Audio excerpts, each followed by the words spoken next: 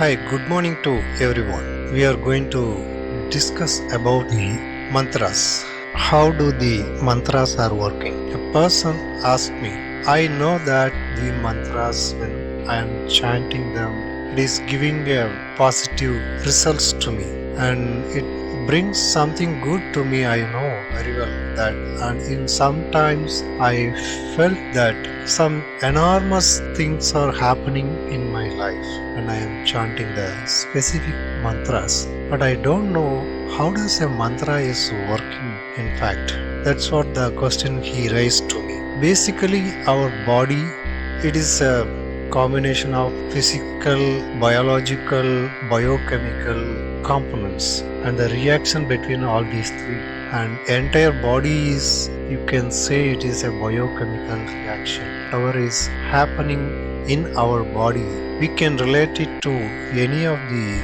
biochemical reactions.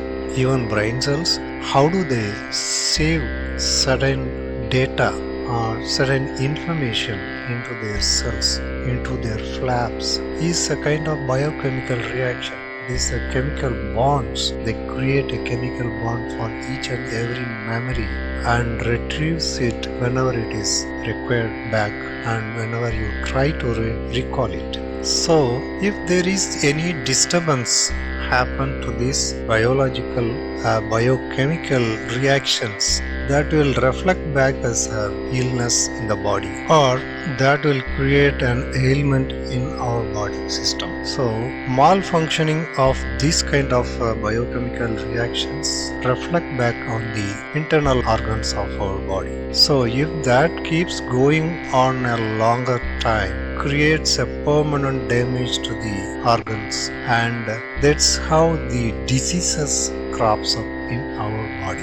If we are in a good mood, positive mood and cheerful mood, that creates a lot of positive biochemical reactions, enzymes in our body, and that smoothen our body functions and mental stability, mental moods, and in turn everything creates a very good atmosphere in our body and mind. That makes or that ensures that every function of our body is helpful and it goes in a positive direction that brings us a healthy atmosphere in our body, both mental and physical.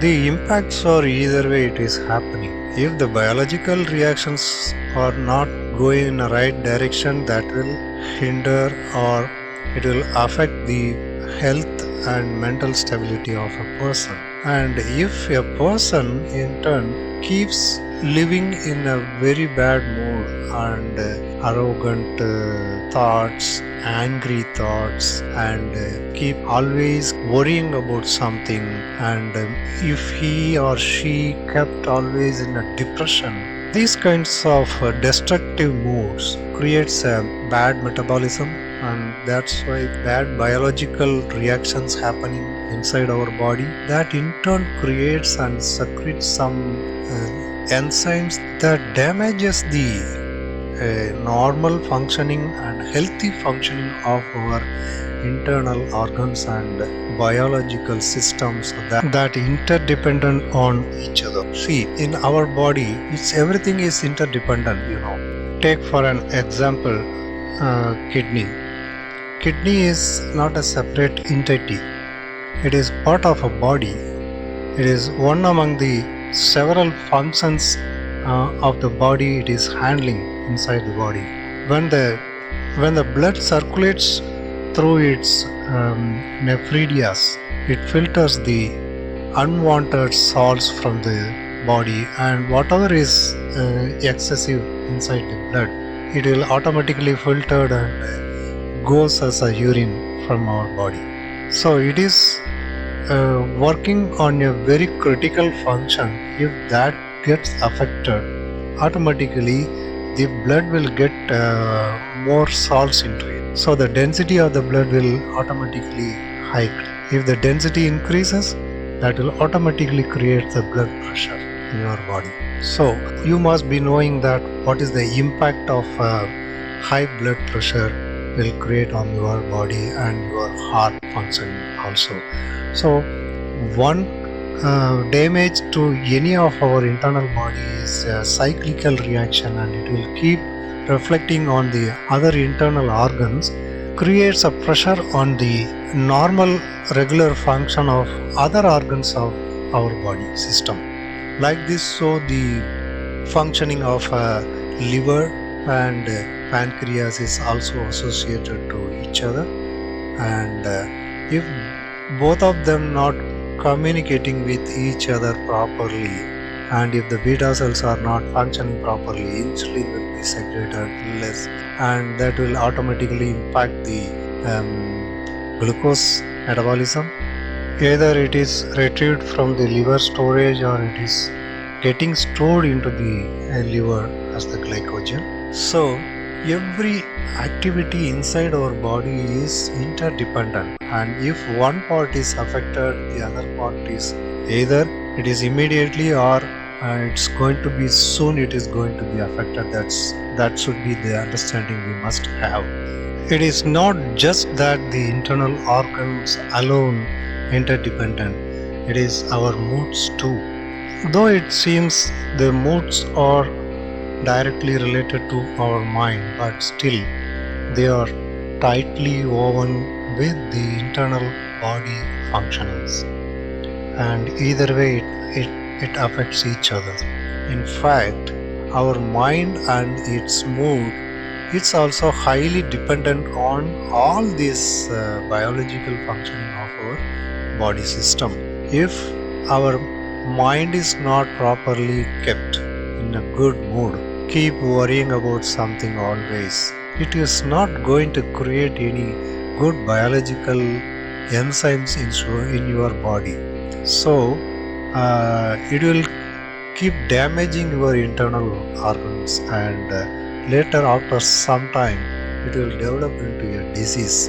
Now the scientists have developed a concept that all the bodily problems are related to psychosomatic problems, and always having a root attached to the some problem with the mind and its activities and its existence, and it is how it behaves and how the moods are affecting our body system. So instead of just giving a medicine, they started to treat the patients in a psychological way, that they can get rid of the bad thought processes, and we can say that the damaging negative vibrations from our mind and body. What is a vibration here? And whatever we discuss is seems to be not related to anything about the topic that we have started as the how the mantra is working. To understand that, we first need to understand what is a vibration. The vibration has two properties. One is that wavelength, and the other one is the frequency. A good mood creates a good vibration. A good thought will create a good vibration. It is vice versa. A bad mood creates a bad vibration.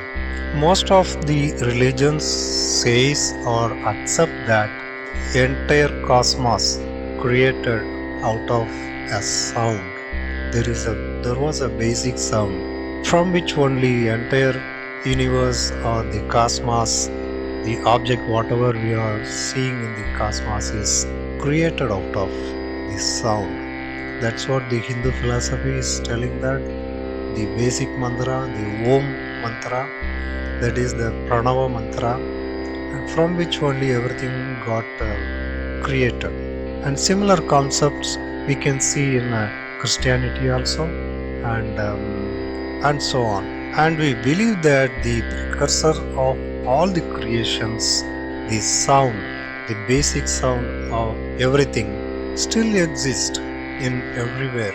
And even NASA has recorded the microwave sounds that was being produced from the sun, or they focused on the sun and tried to observe what that sun is exhibiting in the wave of sound waves. Finally, they concluded that almost similar to the Om pronunciation. So We cannot deny that there is an impact of word and its benefit or its impact on other objects. So this is the basic thing we have to rely upon, that how the mantra is working on something, whether it is an object, it's an inanimate object, or the live object, or if it is on the mind of a person. So finally, a word is a vibration. It creates a vibration, and it depends upon what is the word and what does its meaning and benefits for which the word is used. That determines the positive or negative vibration that produces. In our day-to-day communication, we are using a lot of words to express our feelings and express our thoughts to other persons and the entire world. So every word has its own meaning, and that is conveyed to others. We are not writing every word and displaying to someone to understand it, because the word is a vibration that produced from one brain, and it will get transferred to other person, and he decipher it and understand it and discern it on his own way, based on his language and his knowledge and his abilities. So it depends upon only the vibrations, and there is a underlying meaning, there is an inherent meaning for every word. Can you change the meaning of a tree? Because it points to only one object that has certain properties, that has some structure, that has some physical components and behaviors and functions. Similar to this, every mantra is a word that has a definite benefit from that, and it has its own structure too. It has its own positive and negative vibrations that is getting transferred to the receiving side. Our entire body and its function highly relying on the energy and that is stored in our body. And if that depletes, body will become tired, and in turn the mind also will get tired, and finally it will reflect and we cannot do anything, and we must resort to take rest, or else we have to recharge our body with that new food if the storage has been depleted. Something similar to that, every mantra produces some energy, creates some energy by vibration. As you know that every wave is an energy, right? So mantra is a wave, and it has a frequency to attach to it. So it is a form of energy, and whenever you are chanting a mantra, you are creating an energy and passing it to some object or some receiving side. Either it is a biological object or inanimate object, whatever it is. So it will go and impact on the opponent object and creates an intended reaction, whether it is a positive or negative thoughts. Mantras can be positive or negative too. In meditation, there are umpteen number of techniques these days revealed, and it has been preached to the entire world by different cult and different sect of groups. So there are mainly two different way of techniques everyone is following here. One is chanting a mantra to pacify their mind and to make a calmness inside them, to gain more energy or conserve more energy and make use of it for a positive purposes, whatever we need. And the other way is without chanting any mantras, keeping our mind to a calm state. It is a totally different way, and the approach is also totally different. And even some people may think that how could this be possible without saying anything? How can we keep our mind calm because we have been preached and we have been practiced to chant mantra to bring the mind into a control, to rein our mind into a controlled fashion to produce some positive results. But there are other way too that the high level yogis only practice it without chanting mantra. That we will deal it in some other episodes. And now come to the mantras and how it is functioning. So we have understood that everything is energy and everything is in the form of a wave, and it has its own vibration too. Now scientists evolved with the string theory that highly relying upon everything in this universe is in the form of wave, and everything is transferred and transmitted in the form of wave. They exist in the form of wave. Something built around this waveforms is evolving in the form of a string theory, and similar such concepts will come and go, and in future also it will keep coming whenever the new concepts evolve from the scientist's brain, as like Einstein. So mantra is a word. When it is chanted, it creates a vibration and creates a wave, and either it has a positive or negative impact or based on its intention. So the intention behind the person who is chanting the mantra is desires the benefit of that mantra, and there are certain other things to underlying on these mantras we will discuss in the coming episodes. So please leave your comments and likes, subscribe to this channel so that you will get notified with the messages for the new videos whenever there is new videos added. Thanks for with me, and we will meet in the next episode. This is